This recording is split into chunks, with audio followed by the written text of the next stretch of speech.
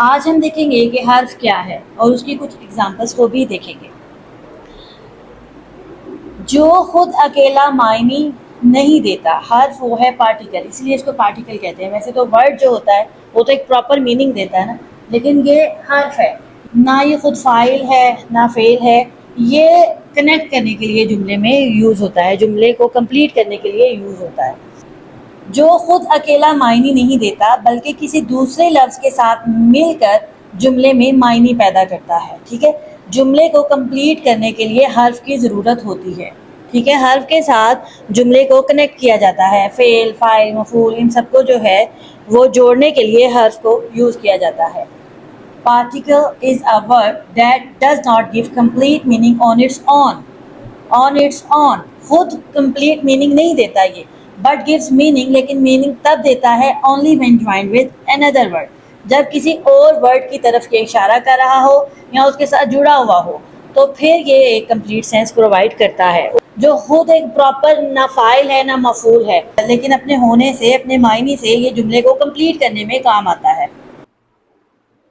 Okay, let's move ahead, آگے بڑھتے ہیں. حرف کی ہم دو اقسام کو دیکھیں گے. ٹھیک ہے، دو اقسام کو دیکھیں گے ڈیٹیل کے ساتھ، اور اس میں پہلی قسم ہے حروف ناصبہ، اور دوسری ٹائپ کے حروف جو ہوتے ہیں ان کو بولتے ہیں حروف جر. حروف جر، حروف ناصبہ اور حروف جر کو ہم ڈیٹیل سے دیکھیں گے. حروف ناصبہ are special words that come before another word. another word کون سا ہے؟ another word، یہ حروف ناصبہ وہ ہیں جو کسی دوسرے لفظ سے پہلے آتے ہیں، پہلے آ کر اس دوسرے ورڈ پر زبر لگا دیتے ہیں. اس دوسرے ورڈ کے آخر پر زبر آ جاتا ہے، دوسرا ورڈ آئے گا تو اس کے اینڈ پر زبر آئے گا، تو ہمیں پتہ چلے گا یہ حروف ناصبہ کی وجہ سے اس پر زبر لگ گیا.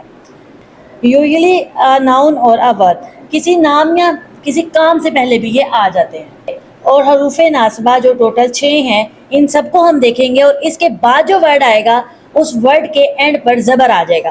وہ زبر جو ہے وہ حروف ناصبہ کی وجہ سے آتا ہے کہ اس سے پہلے حروف ناصبہ آگے، اس سبجیکٹ سے پہلے، اس ورب سے پہلے، اس ناؤن سے پہلے حروف ناصبہ آگے، تو اب ادھر اینڈ پر زبر آئے گا. اوکے، ایگزامپلس کے ساتھ ہم اس کو سمجھیں گے. 6 کے 6 جو ہیں ان کو ہم ایگزامپلس کے ساتھ سمجھیں گے. انا، اس کا مطلب ہے بے شک، انڈیڈ. انا، یہ بھی بے شک، شیورلی یا انڈیڈ دونوں کہہ سکتے ہیں. کا انا کا مطلب ہے گویا کہ، ایز اف. لیتا، لیتا کا مطلب ہے کاش، لیکن یہ ریگریٹ کو شو کرواتا ہے. ہائے افسوس، کاش، یہ وہ والا کاش ہے جس میں افسوس ہے. لیکن، لیکن کا مطلب ہے لیکن، بٹ. لا اللہ کا ہے کاش، یہ وہ والا کاش نہیں ہے جو کہ لیتا والا ہے. لیتا میں افسوس والا کاش ہے اور یہ کاش ہے امید سے بھرا ہوا. سب سے پہلے ہم دیکھیں گے انا کو. انا بے شک، شیورلی، ویریفائی، یقیناً. ان اللہ غفور الرحیم، بے شک اللہ تعالیٰ بخشنے والا مہربان ہے. ان اللہ، اس میں اللہ کے اوپر جو ہے زبر ہے. انا کے بعد جو لفظ ہے اس پر زبر ہے، اور یہی اس کا مین جو ہے وہ ایکشن ہے کہ یہ حروف ناصبہ جو ہیں جس سے پہلے آتے ہیں اس کے بعد والے سبجیکٹ پر زبر لگا دیتے ہیں.